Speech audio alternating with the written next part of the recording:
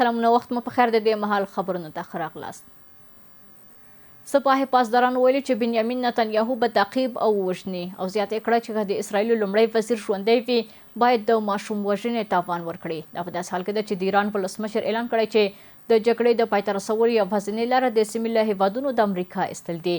بل لور ته امریکا له خپلو وګړو غوښتي چې قطر، عمان، سعودي عربستان او بحرین ته له سفر کول ډډه وکړي او څوک چې هلته دي هغه ځای پرېږدي. د جګړې په 14مه ورځ اسلامي جمهوریت پر اسرایلو د توغندیو بریدونه وکړل او په سعودي عربستان، عراق، بحرین او متحده عربي اماراتو کې د امریکا اډې په نښه کړې. په مقابل کې اسرایل او امریکا د ایران بېلابېل ښارونه بمبار کړل. د امریکا ولسمشر بیا وایي چې له اسلامي جمهوریت سره خبرو ته چمتو نه دی.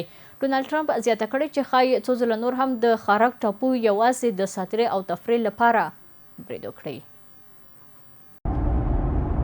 په منځني ختیځ کې د تاوتریخوالي د زیاتېدو په لړ کې ایران او اسرائیل پراخ متقابل بریدونه پیل کړي دي. د ایران اسلامي جمهوریت ویلي چې د سیمې په یو شمېر هیوادونو کې د امریکا پر اډو او همدارنګه د اسرائیل پر خاوره د توغندیو بریدونه ترسره کړي دي. د سپاه پاسداران ځواکونو اعلان کړی چې د اسرائیل د لومړي وزیر بنیامین نتنیاهو پر استوګنځای هم بریدونه شوي او که چیرې هغه ژوندی وي نو دا بریدونه به یو ځل بیا په ډیر پام سره ترسره شي. هممهاله په ټولنیزو شبکو کې خپرې شوې ویډیوګانې ښیي چې په دوبۍ کې د امریکا سیټي بانک د ایران د اسلامي جمهوریت د بې پیلوټه الوتکې د برید موخه ګرځېدلی دی. په تل ابیب کې څو ځایونه او همدارنګه د اسرائیل تر اشغال لاندې فلسطیني سیمې هم د ایران د توغندیزو بریدونو موخه ګرځېدلي دي. د ایران اسلامي جمهوریت د بهرنیو چارو وزیر عباس عراقچي د دغو بدلونونو په غبرګون کې ټینګار کړی چې تهران د اټومي بم د جوړولو په لټه کې نه دی.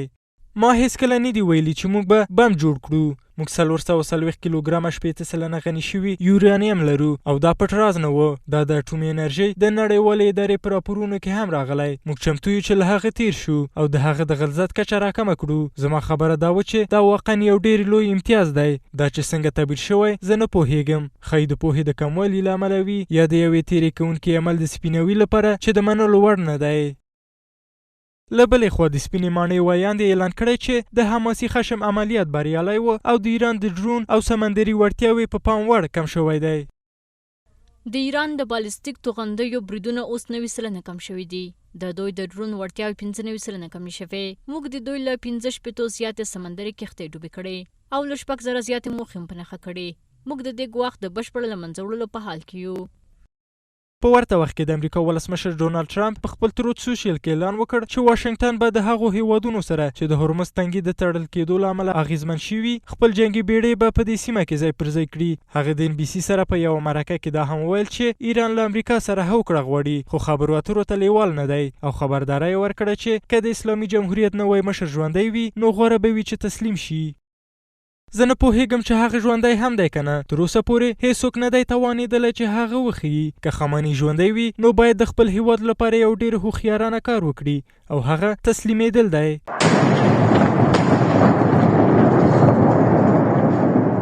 د امریکا ولسمشر ټینګار کړی چې واشنګټن د جګړې د پراخولو لپاره چمتو دی او په عراق کې یې له امریکایي اتباعو غوښتي چې ژر تر ژره له دې هیواده ووځي.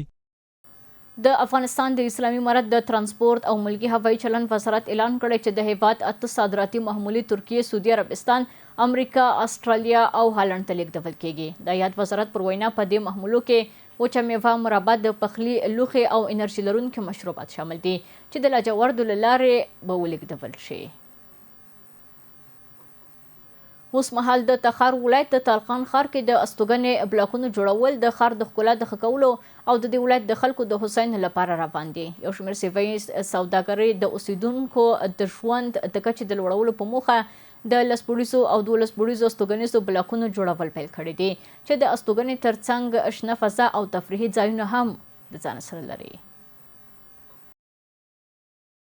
د تخار ولایت په مرکز طالقان ښار کې نوي ساختماني پروژې مخ په زیاتېدو دي چې موخه یې د ښار اوسیدونکو لپاره د مناسبو کورونو چمتو کول او د ژوند شرایط ښه کول دي. په دې برخه کې یو شمېر سیمه ییزو سوداګرو او پانګوالو پرېکړه کړې چې نوي استوګنیز بلاکونه جوړ کړي چې هر یو یې له 10 تر 12 پورې استوګنیز واحدونه لري. دا پروژې په داسې ډول ډیزاین شوي چې د استوګنې اړتیاو پوره کولو سربیره ښاري ښکلا ته هم ځانګړې پاملرنه کوي.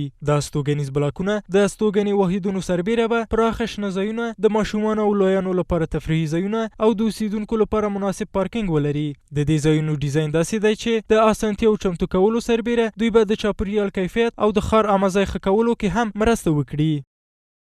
در 2 بخش سایه سبز داره که بخش پیشروی از که هم سرک است و هم سایه سبز است، یک امتیاز بسیار خوب که شامل حال ما شده.